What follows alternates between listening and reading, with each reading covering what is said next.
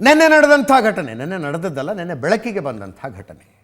ಶಿಡ್ಲಘಟ್ಟದಲ್ಲಿ ಕಾಂಗ್ರೆಸ್ ನಾಯಕ ರಾಜೀವ್ ಗೌಡ, ಯಾರೋ ಕಾಂಗ್ರೆಸ್ ನಾಯಕ ಅಲ್ಲ, 2023ರಲ್ಲಿ ಕಾಂಗ್ರೆಸ್ ಇವರಿಗೆ ಟಿಕೆಟ್ ಕೊಟ್ಟು ಚುನಾವಣೆಗೆ ನಿಲ್ಲಿಸಿತ್ತು. ರಾಜೀವ್ ಗೌಡ ಕಾಂಗ್ರೆಸ್ ಮುಖಂಡ ಪೌರಾಯುಕ್ತರಿಗೆ ಬಾಯಿಗೆ ಬಂದಂಗೆ ಬೈದದ್ದು. ಆಡಿಯೋ ರಿಲೀಸ್ ಆಯ್ತು ನೆನ್ನೆ. ರಾಜ್ಯ ಮಟ್ಟದಲ್ಲ, ನ್ಯಾಷನಲ್ ಲೆವೆಲ್ನಲ್ಲಿ ಸುದ್ದಿ ಆಯಿತು. ಏಷ್ಯಾನೆಟ್ ಸುವರ್ಣ ನ್ಯೂಸ್ನಲ್ಲಿ ಇಬ್ಬರು ಲೈನ್ನಲ್ಲಿದ್ದರೂ ಮಾತಾಡುವಾಗ ನೋವಾಗಿದ್ದರೆ ಕ್ಷಮೆ ಕೋರುತ್ತೇನೆ ಅಂತ ರಾಜೀವ್ ಗೌಡ್ರು ಹೇಳಿದ್ರು. ಇವತ್ತು ಕ್ಷಮೆ ಕೋರಿದ ಒಂದು ವಿಡಿಯೋ ಬಂತು. ಅದಾದ ನಂತರ ಫೋನೇ ಸ್ವಿಚ್ ಆಫ್. ಅಣ್ಣಂದು ಫೋನ್ ಸ್ವಿಚ್ ಆಫ್. ಎಲ್ಲಿದ್ದಾರೋ ಗೊತ್ತಿಲ್ಲ. ಬಂಧನ ಭೀತಿಯಿಂದ ಪರಾರಿ ಅಂತಿದ್ದಾರೆ ನಮ್ಮ ರಿಪೋರ್ಟ್ರು. ಬಂಧನ ಭೀತಿಯಿಂದ ಪರಾರಿ. ಯಾಕೆ ಹೆದರ್ಬೇಕ್ರಿ? ಧೈರ್ಯ ಇದೆಯಾ ಯಾವ್ದಾದ್ರು ಪೊಲೀಸ್ಗೆ ಹೋಗಿ ಮುಟ್ಟೋದಕ್ಕೆ? ಧೈರ್ಯ ಇದೆಯಾ? ರಾಜೀವ್ ಗೌಡ್ರನ್ನ ಮುಟ್ಟಿ ಇನ್ನು 3 ತಿಂಗಳ 4 ತಿಂಗಳ 6 ತಿಂಗಳಿಗೆ ಜನ ಎಲ್ಲ ಮರ್ತು ಬಿಡ್ತಾರೆ. ಅದಾದ ನಂತರ ಅರೆಸ್ಟ್ ಮಾಡಿದ ಅಧಿಕಾರಿಯಲ್ಲೂ ನೀರು ನಿಡಿ ಇಲ್ದಿರೋ ಜಾಗಕ್ಕೆ ಟ್ರಾನ್ಸ್ಫರ್ ಆದರೆ, ಎಲ್ಲ ನಾನ್ ಎಕ್ಸಿಕ್ಯೂಟಿವ್ ಹೋಗಿ ಕೂತ್ಕೊಂಡ್ಬಿಟ್ರೆ ಏನು ಮಾಡಬೇಕು? ಹೆದರಬೇಡಿ ರಾಜೀವ್ ಗೌಡ್ರೆ, ನಿಮ್ಮನ್ನು ಯಾರು ಮುಟ್ತಾರೆ? ಧೈರ್ಯ ಆದರೂ ಯಾರಿಗಿದೆ? ನನಗೆ ಇಂಟ್ರಡಕ್ಷನ್ನಲ್ಲೂ ಹೇಳಿದೆ, ಮತ್ತೊಮ್ಮೆ ಹೇಳ್ತಾ ಇದ್ದೀನಿ. ವಾರ 15 ದಿವಸ ಹೋದ್ಮೇಲೆ ಇದೇ ಅಮೃತ ಗೌಡ, ಅವರು ಚನ್ನರಾಯಪಟ್ಟಣದವರು, ಶಿಡ್ಲಘಟ್ಟದ ಪೌರಾಯುಕ್ತರ ಕೆಲಸ ಮಾಡ್ತಾ ಇದ್ದಾರೆ. ಕಂಪ್ಲೇಂಟ್ನಲ್ಲಿ ಹೇಳೋದು ಒಬ್ಬರೇ ಇರ್ತಾರೆ ಅವರಲ್ಲಿ. She is in a very vulnerable position. ವಾರ 15 ದಿವಸ ಹೋದ್ಮೇಲೆ ಇದೇ ಅಮೃತ ಗೌಡ ಅವರು ನನಗೇನು ಬೇಜಾರಾಗಿಲ್ಲ, ಆಗಿದ್ದಾಯಿತು ಬಿಟ್ಟು ಬಿಡಿ ಅಂತ ಅಂದರು. ನನಗೇನು ಆಶ್ಚರ್ಯ ಇಲ್ಲ, ಏನೇನೂ ಆಶ್ಚರ್ಯ ಇಲ್ಲ. ನೆನ್ನೆ ಹೋಗಿ ಏನೋ ಕಂಪ್ಲೇಂಟ್ ಕೊಟ್ಟಿದ್ದಾರೆ. ಇವರು ಜೀವನ ಮಾಡ್ಬೇಕಲ್ರಿ, ಗೌರ್ಮೆಂಟ್ ಎಂಪ್ಲಾಯಿಗೆ ಇವರು ಜೀವನ ಮಾಡ್ಬೇಕಲ್ಲ. ಮತ್ತು ಉದಾಹರಣೆಯಾಗಿ ಹೇಳ್ತೀನಿ ನಾನು. ಅಲ್ಲಿ ಭದ್ರಾವತಿ MLA ಸಂಗಮೇಶ್ ಮಗ ಬಸವೇಶ ಗಣಿ ಮತ್ತು ಭೂವಿಜ್ಞಾನ ಇಲಾಖೆಯ ಮಹಿಳಾ ಅಧಿಕಾರಿಯೊಬ್ಬಳಿಗೆ ಅಂಥ ಮುಂಡೆ ಇಂಥ ಮುಂಡೆ ಅಂತ ಬೈದ್ನಲ್ಲ. ಕಂಪ್ಲೇಂಟ್ ಕೊಡುವಾಗ ಅಟ್ಲೀಸ್ಟ್ ಇಲ್ಲಿ ಅಮೃತ ಗೌಡಂಗೆ ರಾಜೀವ್ ಗೌಡ ನನ್ನನ್ನು ಬೈದರು ಅಂತ ಬರೆದು ಕೊಡುವಷ್ಟಾದರೂ ಧೈರ್ಯ ಇದೆ. ಭದ್ರಾವತಿಯಲ್ಲಿ ಆ ಹೆಣ್ಮಗಳಿಗೆ ಆ ಧೈರ್ಯನೂ ಇರಲಿಲ್ಲ. ಅಪರಿಚಿತರು ನನ್ನನ್ನು ಬೈದರು, ಕಂಪ್ಲೇಂಟ್ ಬರೆದು ಕೊಟ್ಟಿದ್ದು ಅಪರಿಚಿತರು. ಭದ್ರಾವತಿಯಲ್ಲೂ ಕೂಡ ಯಾವ ಪೊಲೀಸನಿಗೂ ಹೋಗಿ ಬಸವೇಶನ ಹೆಗಲು ಮುಟ್ಟ ಧೈರ್ಯ ಇರಲಿಲ್ಲ. ಆಯ್ತಪ್ಪ, ಕಂಪ್ಲೇಂಟ್ನಲ್ಲಿ ಅಪರಿಚಿತ ಇದೆ, FSL ಅಂತ ಒಂದಿರುತ್ತಲ್ಲ, ಬಸವೇಶನ ಧ್ವನಿ ಅಂತ ಮೀಡಿಯಾ ಹೇಳಿದೆ, ನಾನೇ ಹೇಳಿದ್ದೀನಿ. ಕರೆಸಿ ಬಸವೇಶನದೊಂದು ವಾಯ್ಸ್ ಸ್ಯಾಂಪಲ್ ತಗೊಂಡು 2 ಕಳಿಸಿ FSLಗೆ. ಇದು ವಾಯ್ಸ್ ಹೌದು ಅಲ್ವೋ ಕಂಡು ಹಿಡಿಯೋದಾಗ್ತಿರ್ಲಿಲ್ವಾ? ಅಲ್ಲಿ ಬಯಸಿಕೊಂಡ ಗಣಿ ಮತ್ತು ಭೂವಿಜ್ಞಾನ ಇಲಾಖೆಯ ಮಹಿಳಾ ಅಧಿಕಾರಿಗೆ ಬೇಕಿರಲಿಲ್ಲ. ಅದು ಮರ್ತು ಬಿಡ್ತಾರೆ ರೀ ಜನ. ಆಮೇಲೆ ಜೀವನ ಮಾಡ್ಬೇಕಲ್ಲ ಸರ್ಕಾರದಲ್ಲಿ ಅವರು. ಈಗ ಆಕೆ ಹಾವೇರಿಗೆ ಟ್ರಾನ್ಸ್ಫರ್ ಆಗಿದ್ದಾರೆ. MLA ಮಗನ ದರ್ಬಾರ್ ಹಂಗೇ ನಡ್ಕೊಂಡು ಹೋಗ್ತಾ ಇದೆ. ಅಲ್ಲಿ ಇಲ್ಲೂ ಅಷ್ಟೇ. ಫೋನ್ ಸ್ವಿಚ್ ಆಫ್ ಮಾಡ್ಕೊಂಡು ನಾಪತ್ತೆ ಆಗಬೇಕಾದ ಭಯದಲ್ಲೇನು ರಾಜೀವ್ ಗೌಡರು ಬದುಕಬೇಕಾಗಿಲ್ಲ. ಯಾಕೆಂದರೆ ರೂಲಿಂಗ್ ಪಾರ್ಟಿಲಿದ್ದಾರೆ ಅವರು, ಅವ್ರ ಪಕ್ಷ ಅಧಿಕಾರದಲ್ಲಿದೆ. ಯಾಕೆ ಹೆದರ್ತೀರಿ?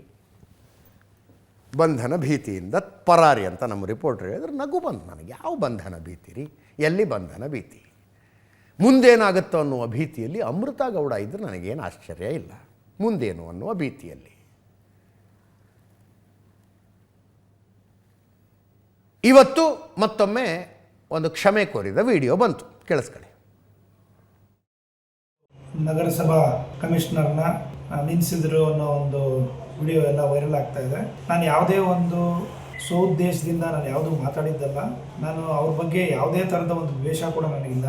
ಕಮಿಷನರು 3 ದಿನ ರಜದಲ್ಲಿದ್ದೀನಿ ಅಂದ್ಬಿಟ್ಟು ನೀವು ಹಾಕ್ಕೊಳ್ಳಿ ಬ್ಯಾನರ್ಸು ಅಂತ ಹೇಳ್ಬಿಟ್ಟು ಕೂಡ ಅವರು ಅನುಮತಿ ಕೊಟ್ಟಿದ್ರು. ಅದರಲ್ಲಿ ಏಕಾಏಕಿ ಬ್ಯಾನರ್ನ ತೆಗ್ದಿದ್ದಾರೆ ಅಂತ ಹೇಳ್ಬಿಟ್ಟು ನನಗೆ ಹೇಳಿದಾಗ ನಾನು ಕಮಿಷನರ್ ಫೋನ್ ಮಾಡಿ, ಈ ರೀತಿ ಯಾಕಮ್ಮ ಬ್ಯಾನರ್ ತೆಗ್ದಿದ್ದೀರಿ, ನೀವೇ ಅಫಿಷಿಯಲ್ ಆಗಿ ಪರ್ಮಿಷನ್ ಕೊಟ್ಟಿದ್ದೀರಲ್ಲ ಅಂತ ಹೇಳಿದಾಗ ಅವರೆಲ್ಲ ಏನೋ ಸೆಂಟ್ರಲ್ ಎಲ್ಲೋ ರಸ್ತೆಗೇನೋ ಅಡ್ಡ ಇತ್ತು ಅನ್ನೋ ಥರ ಇದು ಮಾಡಿದ್ರು ಅಂತ ಹೇಳಿದ್ರು. ಅಲ್ಲಿ ಯಾವುದು ರಸ್ತೆಗೆ ಅಡ್ಡ ಇರಲಿಲ್ಲ, ಬ್ಯಾನರ್ಗಳೆಲ್ಲ ಸೈಡಲ್ಲೇ ಕಟ್ಟಿರ್ತಾರೆ. ಅದಕ್ಕೆ ನಿಮ್ಮ ಹತ್ರ ಪರ್ಮಿಷನ್ ತೊಗೊಂಡಾದ್ಮೇಲೆ ಕೂಡ ಈ ರೀತಿ ಮಾಡಿದ್ದೀರಾ, ನೀವು ಮಾಡ್ತಾ ಇರೋದು ಸರಿಯಲ್ಲ ಅಂದ್ಬಿಟ್ಟು ಹೇಳಿದ್ದೀನಿ. ಮಾತು ಬಂದು ವಿಡಿಯೋ ಯಾವುದೇ ಅವ್ರನ್ನ ಪರ್ಪಸ್ಸಾಗಿ ನಾನು ಬೈಬೇಕು ಅನ್ನೋದಾಗಲಿ ಯಾವುದೇ ಒಂದು ಉದ್ದೇಶ ಇಲ್ಲ. ಅವ್ರು ನನಗೂ ಒಂದು ಅಕ್ಕ ತಂಗಿ ಥರ, ಅವ್ರನ್ನ ಯಾವುದೇ ಥರದ ಉದ್ದೇಶದಿಂದ ನಾನು ಮಾತು ಆಡಿಲ್ಲ.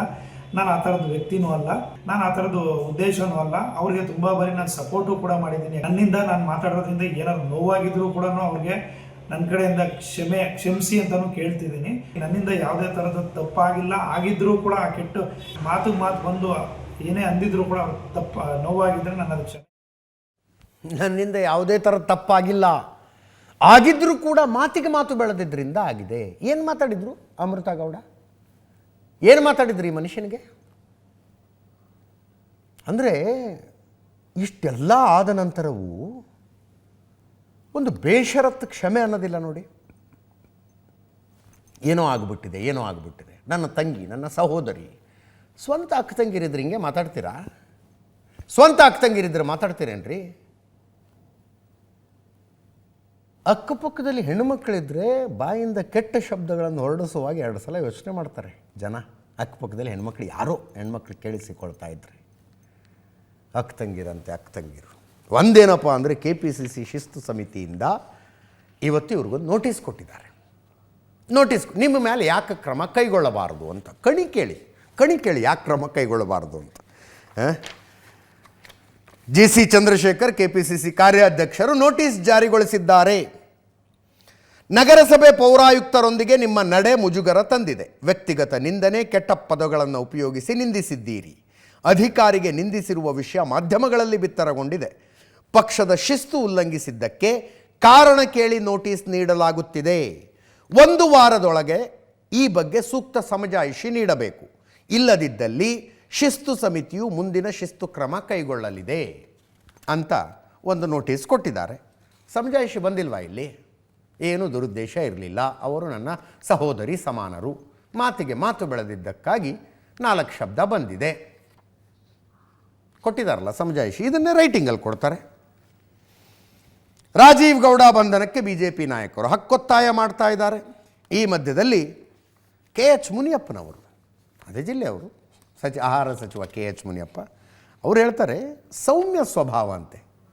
ರಾಜೀವ್ ಗೌಡ್ರದ್ದು ಸೌಮ್ಯ ಸ್ವಭಾವ ಅಂತೆ. ಇಡೀ ರಾಜ್ಯ ನೋಡ್ತಲ್ಲ ಸರ್, ಎಂಥ ಸೌಮ್ಯ ಸ್ವಭಾವ ಇದು ಅಂತ. ಪ್ರತಾಪ್ ಸಿಂಹ, ಪ್ರಿಯಾಂಕ್ ಖರ್ಗೆ, ಕುಮಾರಸ್ವಾಮಿ ಅವರು, KH ಮುನಿಯಪ್ಪನವರು ಮಾತಾಡಿದ್ದಾರೆ, ಕೇಳಿಸ್ಕೊಳ್ಳಿ. ಮುಖ್ಯಮಂತ್ರಿ ಬಾಯಿನೇ ಬಚ್ಚಲ ಮನೆ ಆಗೋಗಿದೆ. ಇನ್ನು ಕಾಂಗ್ರೆಸ್ಸಿನ ಪುಡಾರಿಗಳ ಬಾಯಿ ಸರಿ ಇರಕ್ಕೆ ಸಾಧ್ಯನಾ? ಅವರಿಂದಲೇ ಈ ಒಂದು ಚಿತಾವಣೆ ಸಿಗ್ತಾ ಇರೋಂಥದ್ದು. ಒಬ್ಬ ಎಫಿಷಿಯಂಟ್ IAS ಆಫೀಸರ್ ಆಗಿದ್ದಂಥ ಶಿಖಾ ಅವರನ್ನ ಸಿದ್ದರಾಮಯ್ಯನವರ ಶಿಷ್ಯ ಮರಿಗೌಡ ಅವಾಚ್ಯ ಶಬ್ದಗಳಿಂದ ನಿಂದಿಸಿದ್ದು, ಆತನ ಅರೆಸ್ಟ್ ಆಗದಂಗೆ ನೋಡ್ಕೊಂಡಿದ್ದು ನಮ್ಮ ಕಣ್ಣೆದುರುಗಡೆ ಇದೆ.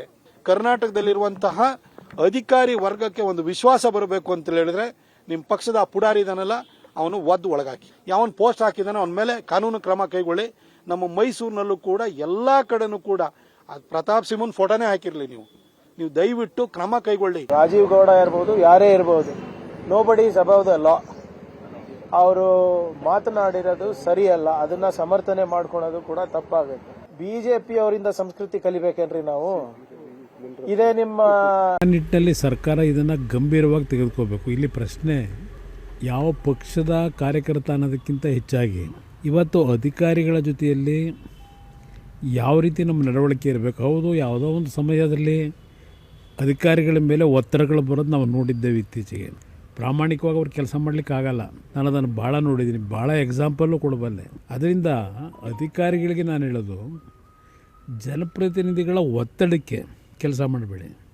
ನಿಮಗೆ ಕೆಲಸಕ್ಕೆ ಜಾಯಿನ್ ಆದಾಗ ಸರ್ಕಾರದಿಂದ ಕೆಲವು ನಿಯಮಾವಳಿಗಳನ್ನು ರಚನೆ ಮಾಡಿದ್ದಾರೆ. ಆ ನಿಯಮಾವಳಿಗಳಲ್ಲಿ ಉಲ್ಲಂಘನೆ ಆಗದೇ ಇರತಕ್ಕಂಥ ರೀತಿಯಲ್ಲಿ ನಿಮ್ಮ ಆತ್ಮಸಾಕ್ಷಿ ಕೆಲಸ ಮಾಡಿ. ಇದು ಸರ್ಕಾರ ಸರಿ ಇಲ್ಲದೆ ಇದ್ರೆ ಇವೆಲ್ಲ ನಡೆಯೋದು.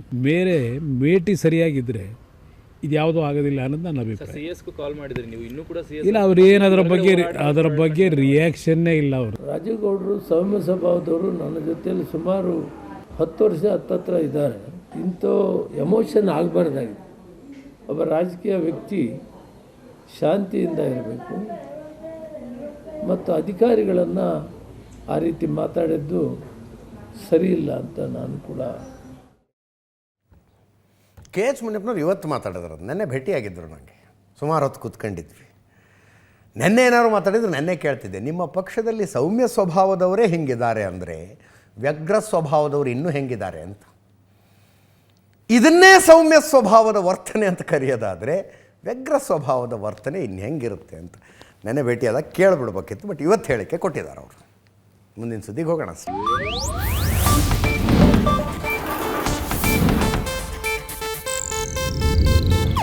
ಇದು ಏಷ್ಯಾನೆಟ್ ನ್ಯೂಸ್ ನೆಟ್ವರ್ಕ್ ಪ್ರಸ್ತುತಿ.